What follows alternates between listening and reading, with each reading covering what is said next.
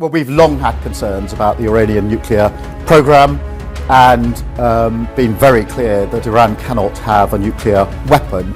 The US has now taken action to alleviate that threat.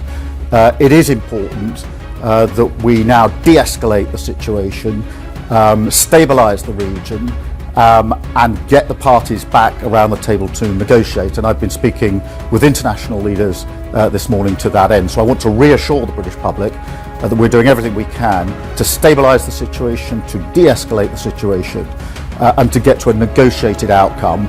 But I'm very clear in my own mind that Iran cannot be allowed to have a nuclear weapon. That is the greatest threat to stability in the region.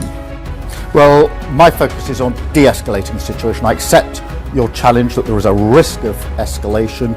That's a risk to the region, it's a risk beyond the region, and that's why all our focus has been on de-escalating, getting people back around to negotiate what is a very real threat in relation to the nuclear programme. In relation to the UK, we were not involved in the attack. We were given due notice, as we would expect as close allies to the US. And we have been moving assets to the region to make sure that we're in a position to protect our own interests, our personnel and our assets, and of course those of our allies.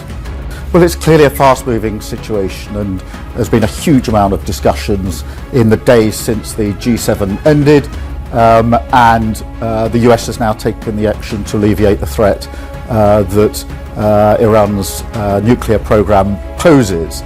My position throughout has been as calling for de-escalation, to get people around the table to negotiate a better outcome diplomatically, and I've been talking to international leaders in recent days, but particularly intensely this morning. We'll continue to do so during the course of today.